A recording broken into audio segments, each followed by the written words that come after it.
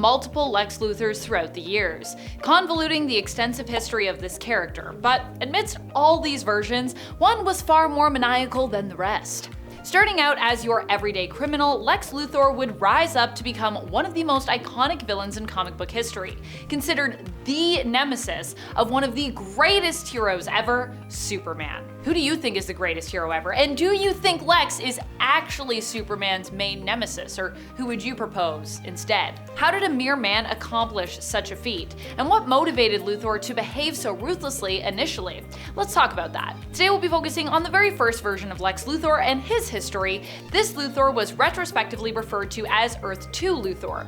However, back in the day, we would have just known him simply as Luthor, or Alexei Luthor. That's how he started out in the comics, before there was any established continuity involving the multiverse, at least. Or really much established continuity at all back in those days. Luthor made his first appearance back in Action Comics issue number 23 back in 1940. He was created by some of the founding fathers of comic book history over at DC Comics, the creative duo of Jerry Siegel and Joe Shuster. With his first appearance in Action Comics issue 23, he planned to instigate a war in Europe to gain power himself. Now, this was all intended to take place prior to World War II, by the way, in the comics. Although I'm sure World War II would have actually acted as some form of inspiration for this story, as this comic was released in 1940, only a few short months after World War II had started in 1939. So what exactly was Luthor's plan for this? Well, he hoped to start a war between the fictional countries of Gallonia and Tehran by sabotaging the peace conference happening between those two nations. In this issue, Luthor seems to be somewhat of a mysterious figure. Who is he? What does he do? Almost cult-like in appearance, garbed in a large red robe. He operates from a floating city of his own creation, suspended in the sky by a massive dirigible. And if you don't know what a dirigible is, it's basically just like a flying device, like basically a fancy hot air balloon. It's fancier than that though. One of his goons is also prominently featured, who is bald. But don't get him mixed up for Luthor, who actually has a full head of red hair here. He wouldn't be established as bald until later on in his history, and we'll get to both the historical and the canonical origin of that bit of business later on in this video. Initially, Lois and Clark plan to stop Luthor, but Lois gets kidnapped in a classic typical Golden Age twist. So classic. So many ladies getting kidnapped back in the day. As such, she gets a note out to Clark calling for his help. Disguised as Superman, Clark answers her call, saving Lois and defeating Luthor, who by the end of this issue has seemingly died, as Superman causes his flying city and the dirigible carrying it to crash. Don't worry though, he wasn't actually dead. That would have made for a very short video, so it keeps going. Following his apparent demise in his first appearance in Action Comics issue number 23, Lex turns up again only a month later in Superman issue number 4. In this issue, Luthor hatches two separate schemes. One in which he steals an earthquake-creating ray, planning to use it to create mass destruction and bend the Earth and its inhabitants to his will. However, his plan is foiled when Superman destroys the ray, defeating him. The creator of the weapon, Professor Martinson, the only man who could ever make another ray like this, apparently takes his own life to prevent the ray from ever being recreated again. Tragically, what he didn't know is that villains would still manage to threaten the Earth with earthquakes of their own creation, even after this in the future. So it's kind of a sad sacrifice from Professor Martinson there. The second scheme involves Luthor creating a bunch of prehistoric monsters, which he plans to use to invade and conquer Earth, with his new base being in another city of his creation. This time on a sunken and lost island known as Pacifico. Of course, Superman also prevents this from coming to pass, leaving Luthor to face his own monstrous creations who destroy him, ending him once and for all. Wait, no they don't, because next issue he's back again in Superman issue number 5.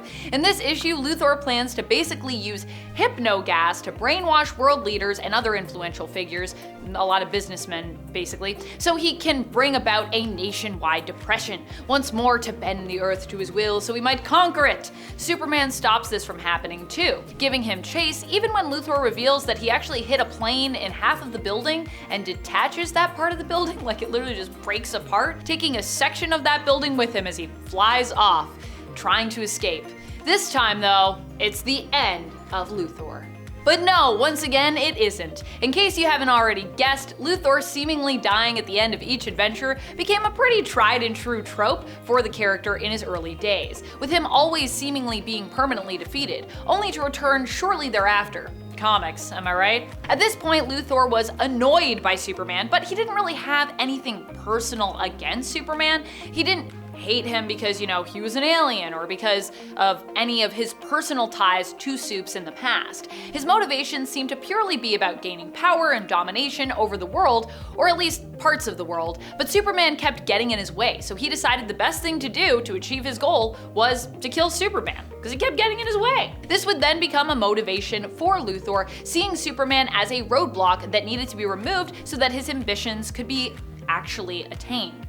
For real this time, Like, he just wants to have a plan that isn't foiled. Fair enough. I mean, not really in the sense that he's trying to destroy parts of the world, but I get it. He's just like, man, I just want one plan to go right. At this point, Lex also still had a full head of hair. While it isn't always colored correctly, it was intended to be a head full of luscious ginger locks. Something that we've also seen return before in the comics when it comes to how Lex has been depicted throughout the years. However, about a year after his first appearance, he went bald.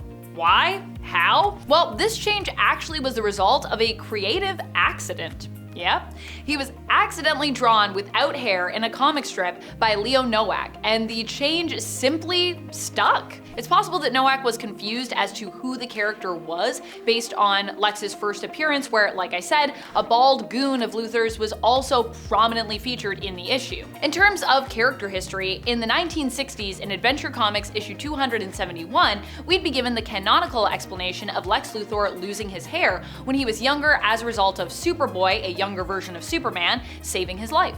Superboy had used his super breath, I believe, to basically blow out a fire, which accidentally resulted in Lex's hair being blown off. Even more tragically, Lex at the time was trying to conjure up basically an antidote for kryptonite for Superboy. Before this incident, Lex had basically been a huge fan of Superboy and his heroics.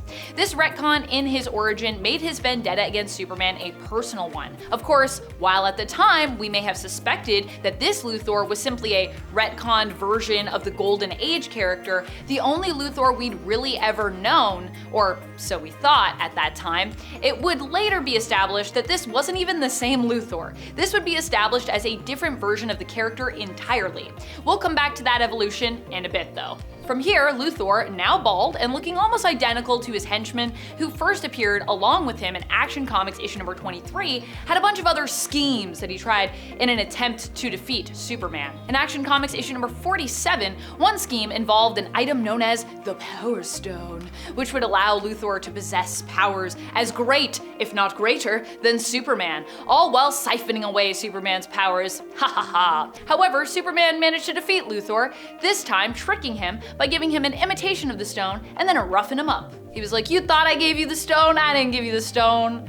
That's plastic. Eventually, Lex Luthor would learn of Superman's weakness to kryptonite in this era and attempt to use a meteorite to defeat him. Now, back to his full head of red hair in terms of his design, Luthor learned of Soup's weakness from Dan Rivers, a con man and a criminal, who just so happened to actually stumble upon this weakness in his own fight against Superman, and who was actually one of the first villains to ever use kryptonite against Superman. Luthor once again failed in his pursuit to defeat Superman, but he did manage to get a pretty good consolation prize in this one. Alexi had revealed Superman's weakness to the world, which would allow future villains to use this against the hero. Alexi would later be approached by the Lex Luthor of Earth-1, known initially as Lexus Luthor, before being renamed as Alexander Luthor. This was the Silver Age Lex. This Lex proposed that he and Luthor swap places in an effort to defeat each other's Superman. And this is also where things get really confusing in our history lesson. Going back to the origin of Luthor losing his hair, it would later be established that this origin belonged to Silver Age Lex. In fact, the whole time, it had been Silver Age Lex's origin.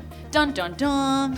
However, we actually wouldn't really learn of this till after the fact, because Earth-1 and Earth-2, the Silver Age and the Golden Age of DC Comics respectively, weren't really established as being separate until 1961's The Flash issue number 123, with them being given the names of Earth-1 and Earth-2 even later in 63, whereas Luthor's hair origin appeared in 1960. See what I mean? It's a little confusing, and I imagine when you were reading it at the time, people would have been like, wait, what's happening? Just learning there were two Earths, I'm sure would break people's minds. Hence why I decided to still include this point in my video. It's important to remember that before 1963, before 1961, continuity wasn't a major thing at DC. Luthor was Luthor, Superman was Superman, and each adventure was kind of its own story. We didn't really worry too much about the contradiction or continuity until later on in comics history. There just wasn't much reason for publishers, writers, or readers really to concern themselves with it at the time, and it wasn't as closely scrutinized as it is today. Lex's hair origin would be even more firmly cemented as belonging to the Silver Age counterpart when it reappeared in a flashback in issue 292 of Superman in the 1970s. Also interesting that this was the same volume of Superman, of course, that it started off with the Golden Age Earth 2 Supes as its main character, because back then we didn't stop and start volumes every year or two for a new creative team, or even a continuity reset in this case. We just kept going. Legacy issues, baby. We still have them today. We still call back to them. During the team up with Earth 1 Lex, Luthor is shown as even more ruthless, not just targeting Superman alone and wanting to kill him, but also extending his wrath to Superman's friends, colleagues, and loved ones. And DC Comics presents annual issue number 1 after he learned that Superman worked at the Daily Star, yes, the Daily Star at that time, not the Daily Planet. Luthor aimed a missile strike at their offices, hoping to kill those who were closest to the hero simply to hurt him. Of course, this plan was thwarted, but it turned out that this plan was kinda just a setup for another plan to target Lois specifically and send Superman immobile into space. Fortunately, Superman was also too smart for that plan, and once again, he defeated Luthor. In the same issue, both Luthor's defeats caused them to retreat to Earth 3, where they ally with the evil version of Superman, Ultraman. Luthor takes the role of leader here and suggests they simply destroy both Earth 1 and Earth 2 to defeat both Supermen for good, alarming even Silver Age Lex with his plan. Silver Age Lex was like, look, I'm evil, but that's another level of evil. You're gonna destroy whole worlds? This plan, however, is fortunately foiled by the team-up of Earth 1 and Earth 2 Superman and the heroic Alexander Luthor of Earth 3. Alexi would appear finally during Crisis on Infinite Earths in a team-up once more with Earth 1 Lex and Brainiac. While Earth 1 Lex Luthor would be known for his iconic team-ups with Brainiac in his continuity, Earth 2 Luthor was more known for palling around and scheming with villains like Toyman and Prankster. Hence why when he argued with Brainiac that as Earth 1 Lex was made one of Brainiac's generals, his commander specifically, so should Luthor too, because he's also smart. In fact, he's smarter than Earth 1 Lex. Brainiac, though, simply responds by disintegrating him, saying that he really only needed one Luthor, so farewell. Also, what a simple end to a character that had such a long history and continuity. Just disintegrated and on the third page or something. It's really early too in that issue of Crisis on Infinite Earths. While Golden Age Luthor was maniacal in his approach, willing to destroy whole worlds in the end in his effort to take out Superman, Silver Age Lex had an even more mad science vibe to him, creating elaborate plots that were less about getting Superman out of the way so he could conquer the world, and honestly more about his own personal, often petty, vendetta against the hero. Almost from the get-go, I'd say. If you want to hear more about this even denser and more wild history of Silver Age Lex, let me know in the comments. Silver Age was also admittedly a really fun time for the development of Lex Luthor's character and would also inform the Prime Earth continuity where we're at right now. That's it for this one. I'm your host, Amanda McKnight, and until next time, you stay nerdy, YouTube. Bye!